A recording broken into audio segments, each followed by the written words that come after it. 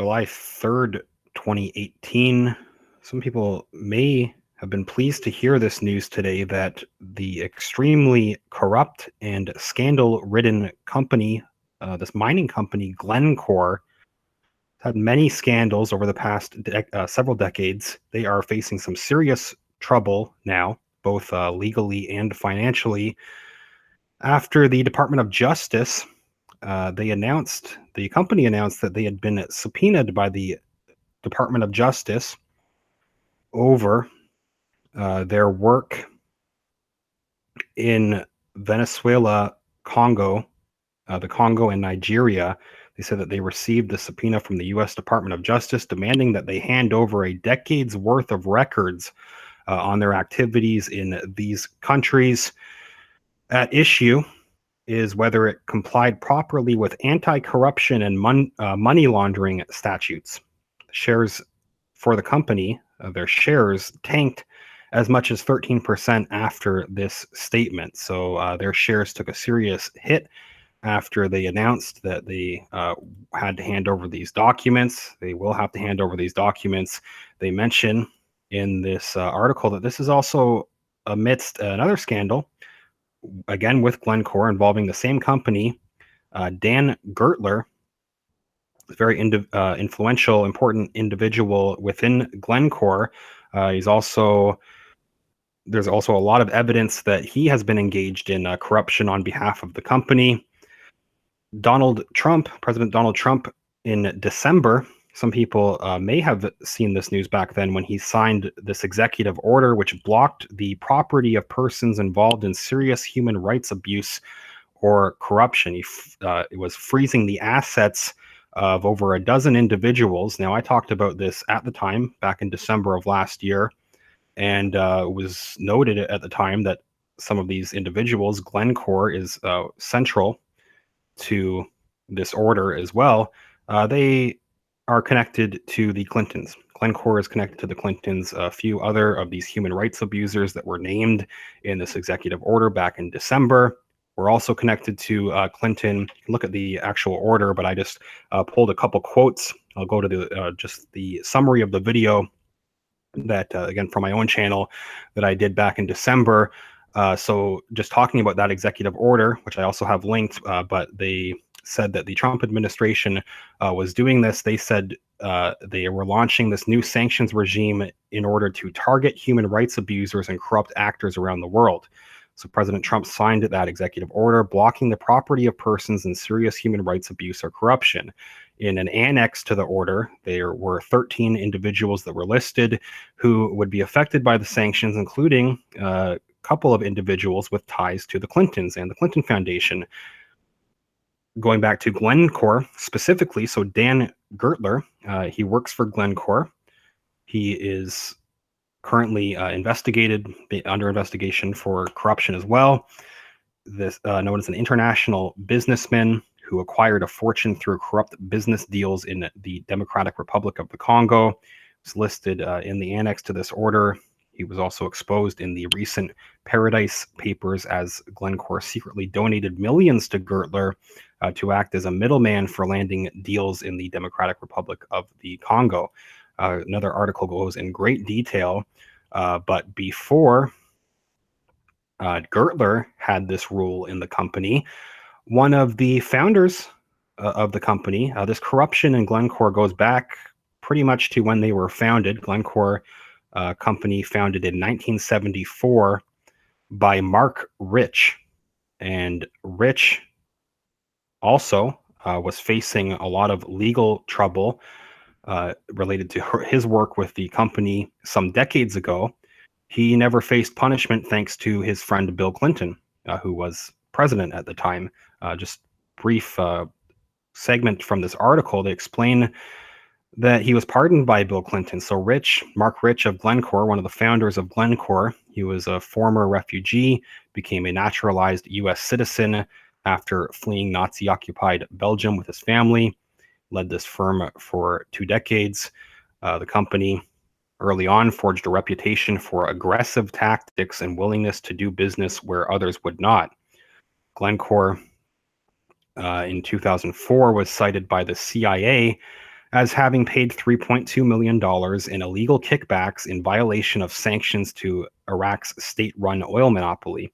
It's also been accused of catastrophic environmental pollution, poisoning rivers, allowing child labor in its African mines. The company has denied all allegations, yet they've continued to be caught up in similar scandals since. Now, Mark Rich, he had to flee the U.S. in 1983. He was indicted on charges of sanctions busting, fraud, and tax evasion. The founder of Glencore. He was also accused of arms dealing. After years on the FBI's 10 most wanted list, he was pardoned by Bill Clinton, to whom his family had been a substantial donor. So he, the founder of Glencore, major donor to the Clintons, under investigation by the CIA on some very serious conspiracy charges. Evidence of a broader conspiracy going on, I think. And he was pardoned by his friend, Bill Clinton, who his family has donated substantial amounts of money to. This was done in the final hours of Bill Clinton's presidency. They later bought out the company in 1994, which ended up dying in Switzerland in 2013. But the firm, headquartered in Switzerland, has continued to drive hard for exploration and exploitation rights all over the world, particularly in resource-rich, regulation-poor Africa. So they continue to be caught up in scandals. They mention specifically their work in the Congo. They say for Glencore, when it comes to doing business in the Congo, one man could open all doors, including the highest in the land. Joseph Kabila assumed the presidency in 2001 after his father was assassinated by his bodyguard, but the route to the presidential palace was unchanged.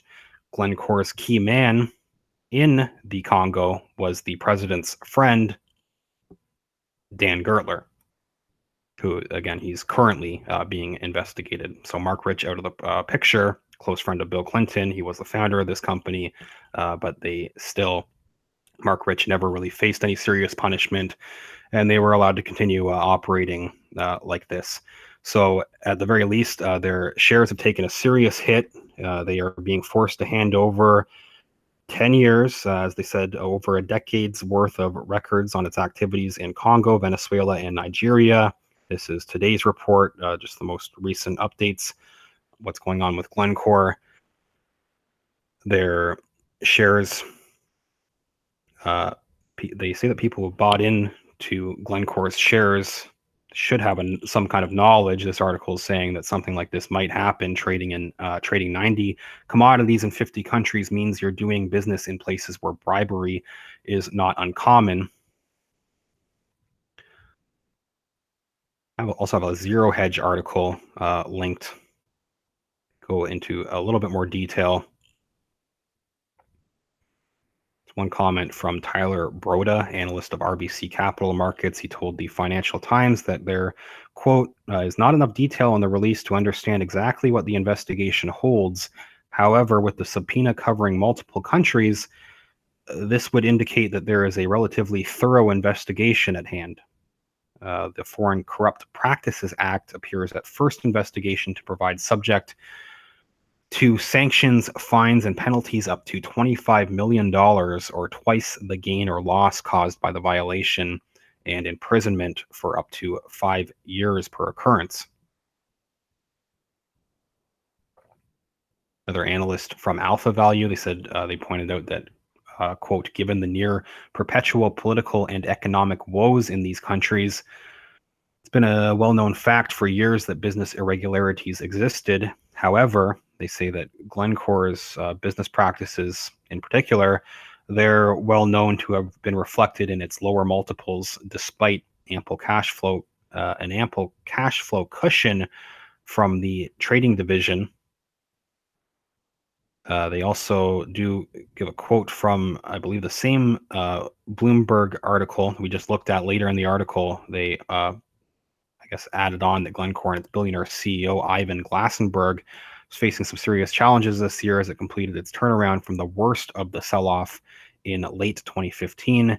Its giant copper and cobalt mines in the Congo, Glencore alone, account for 25% of the world supply of cobalt, metal that's essential for the manufacture of electric cars and mobile phones.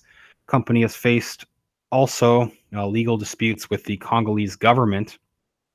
The DOJ subpoena, they say, comes after the company settled a dispute with former business partner, Israeli billionaire Dan Gertler. This other person that was under investigation. He's the former business partner for the Congo, for their operations in the Congo. Decision, they say that this decision may have attracted scrutiny. The company offered to pay Gertler in euros to skirt U.S. sanctions placed on the businessman for his corrupt mining deals in the Congo. The Swiss company said it has discussed its royalty payments with U.S. and Swiss authorities. So it'd be interesting to see how this plays out. Glencore, their shares taking a serious hit, but they're also in some legal jeopardy, it seems. So we'll see what happens with that. Leave a comment. Let me know what you think.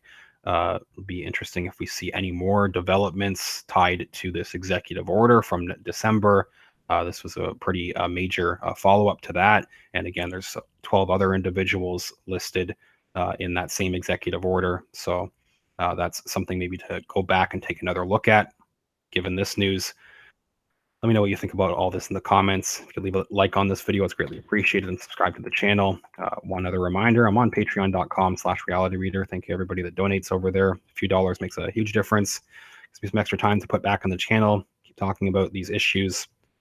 Leave a comment. I will follow up soon. Thanks again.